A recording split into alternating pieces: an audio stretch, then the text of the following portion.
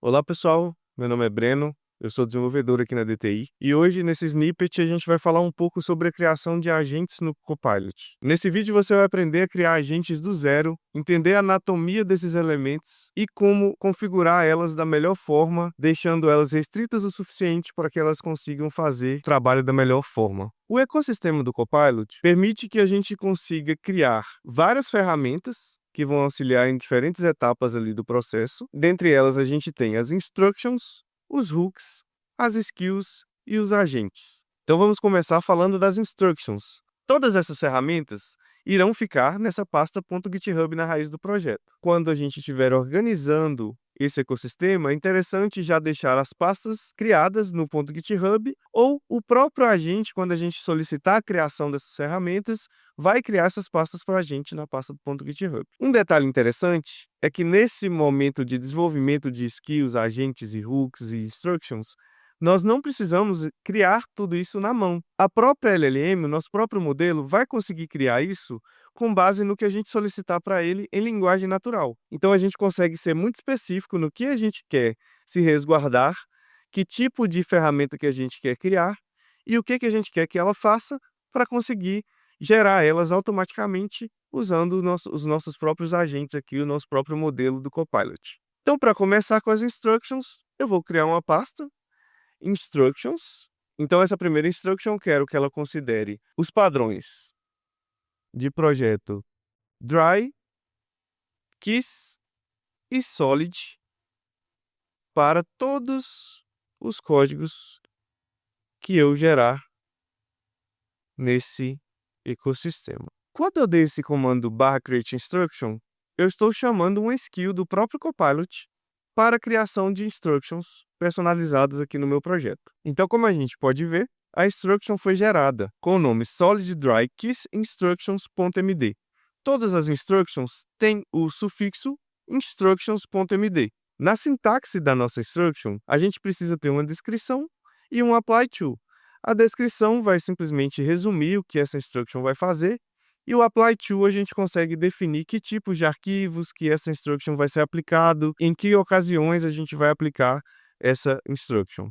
Então, como a gente pode ver, né, nessa instruction aqui eu estou definindo os padrões aqui de projeto que eu quero aplicar, né, na minha geração de código.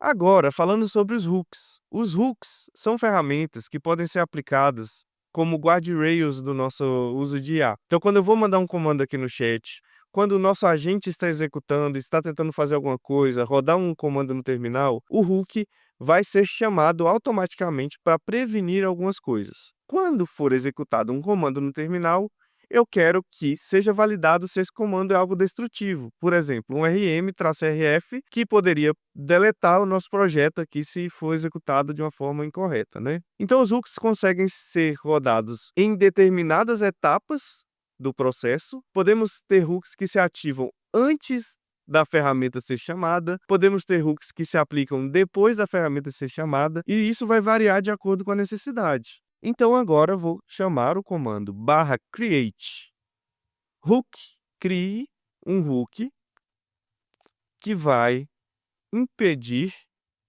que comandos destrutivos sejam executados no terminal. Vai criar uma pastinha chamada hooks e vai gerar esse hook com base no que eu solicitei aqui. Como a gente pode ver aqui, a gente tem 3 arquivos que foram gerados para esse hook. Um deles é o JSON. Esse JSON é apenas a configuração do hook. Eu estou especificando que eu quero um hook de pre-to use, que é para ser usado antes da ferramenta executar, que é para a gente impedir que comandos destrutivos sejam utilizados. E um detalhe interessante é que, como a gente pode estar usando o Copilot aqui em ecossistemas diferentes, em sistemas operacionais diferentes, o hook automaticamente, quando a gente pede para o Copilot gerar ele, vai ser gerado tanto um script PowerShell quanto um bash para funcionar em qualquer ecossistema que a gente esteja rodando, em qualquer sistema operacional. Então, aqui no nosso hook, a gente tem algumas especificações nesse script que vão impedir esses comandos, né? Vão validar esse comando com regex, né? Vai entender o que ele está solicitando ali para evitar esse comando destrutivo. Agora a gente vai falar das skills.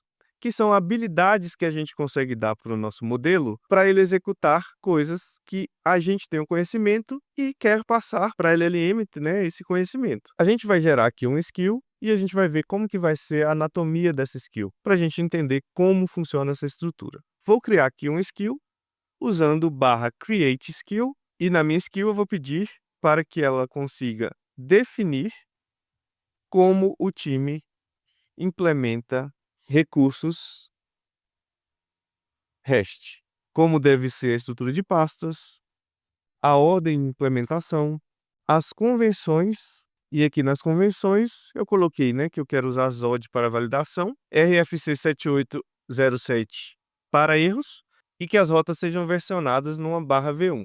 Vou solicitar isso aqui. Aqui dentro da pasta Skills, temos uma pasta com o nome da skill, REST App API Standards, e dentro dessa pasta a gente vai ter as especificações da nossa skill. Uma delas é o nosso arquivo skill.md. Então, cada skill tem sua pasta respectiva e um arquivo padrão que sempre vai ter em todas as skills, que é o skill.md. Nesse skill.md a gente vai ter o nome da skill, a descrição e um argument hint. O nome dessa skill aqui nesse arquivo tem que ser exatamente o mesmo da pasta onde ele está incluído. Então, além desse arquivo skill, a gente tem uma pasta de assets e uma pasta de referências que vão auxiliar a nossa skill. Então, a nossa skill vai ter referências a essas pastas para auxiliar, né? Então, aqui a gente vai ter no assets templates, que a nossa skill vai utilizar na hora de validar esse desenvolvimento de software, de recursos REST. E essas referências aqui que são convenções que a gente mesmo especificou em linguagem natural, que a gente queria que essa skill fosse capaz de validar no nosso desenvolvimento. Agora a gente chega para a parte mais interessante, que são os agentes do Copilot. Eu quero criar aqui agora um agente, e para isso eu vou chamar o comando /createAgent, e eu quero que seja criado um agente de desenvolvimento de aplicações back-end REST em .NET. Na descrição do nosso agente, a gente está aqui especificando o que esse agente vai fazer. Aqui eu estou especificando quais hooks vão ser aplicados nesses agentes. E eu também tenho aqui uma parte que é muito importante, que são as ferramentas que esse agente vai ter acesso. Então aqui eu consigo clicar em Configure Tools, que vai me mostrar uma lista de ferramentas que esse agente vai poder acessar. E eu vou poder delimitar quais ferramentas que ele vai conseguir acessar. Então eu posso impedir o meu agente, por exemplo, de editar o meu código. Eu posso permitir ou não que o meu agente execute comandos no terminal. Posso pedir que o meu agente sempre gere um to-do list quando ele estiver executando ali no chat. Aqui a gente pode ver que os MCPs estão aparecendo aqui, todos os meus MCPs configurados, e eu consigo dar para o meu agente as ferramentas também dos MCPs. Então eu consigo criar agentes específicos para lidar com ferramentas externas também. Então depois disso a gente tem de fato o escopo do nosso agente, né? O corpo dele aqui explicando tudo o que ele vai fazer, com o que ele deve se preocupar, com padrões de código, padrões de pastas, a abordagem que esse agente vai usar na hora que estiver desenvolvendo, enfim. Depois que eu crio o código, uma coisa interessante seria revisar. No próprio Copilot, ele deu uma sugestão de criar um Test Engineer.NET aqui, que vai testar o que eu vou entregar com o meu agente de back-end coder. Então, eu vou pedir para o Create Agent criar um Test Engineer e também um Code Reviewer, que vai revisar o código criado com os padrões que a gente já definiu. Então, aqui é para ele criar dois agentes. A gente vai ver isso acontecendo na prática. E no final de tudo, eu vou criar um agente orquestrador. Eu consigo criar um agente que vai orquestrar a execução de todos esses agentes aqui no meu fluxo. Então, se eu tenho um fluxo complexo, eu consigo fazer um agente orquestrador que passe por todas essas etapas e para cada uma delas, chame um agente específico que vai executar aquilo ali. Para deixar a coisa ainda mais organizada e mais funcional, cada agente que é chamado abre uma nova seção no Copilot. Então, todo o contexto que o agente vai ter vai ser daquela execução que ele está realizando ali. E o orquestrador tem a visão geral do que está sendo construído. Então, temos aqui o nosso Code Reviewer e temos o nosso Test Engineer.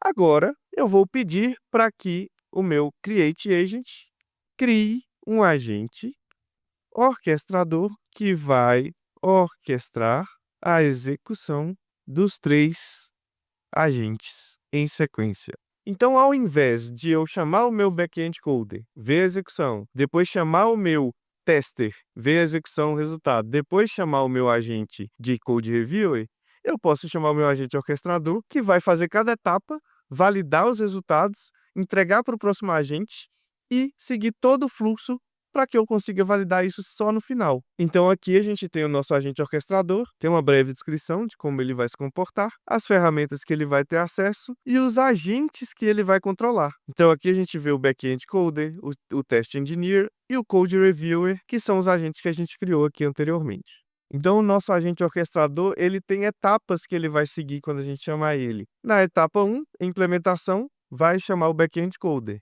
Na etapa de teste, vai chamar o test engineer. Quando chegar na parte de revisão de código, vai chamar o code reviewer. Essa é a nossa orquestração de agentes. Com isso, a gente consegue seguir um fluxo inteiro, utilizar as skills, utilizar nossos hooks e as nossas instructions e criar um ecossistema de harness robusto e essa orquestração de agentes que vai possibilitar que a gente execute tarefas de uma forma muito mais rápida e menos repetitiva e que exija menos prompts manuais no chat. Agora eu consigo chamar os meus agentes para executar as minhas ações para mim. Para acessar esses agentes, a gente vai ter aqui, né, na janelinha de seleção aqui que a gente consegue mudar entre o agente, o ESC e o plan, os agentes que a gente criou numa listinha. Então, se eu quiser só executar um deles, eu consigo chamar, né? Por exemplo, se eu quisesse só testar, eu chamaria o meu test engineer, mas se eu quiser executar um fluxo inteiro, eu chamaria o orchestrator e solicitaria para ele desenvolva a feature de login de usuários.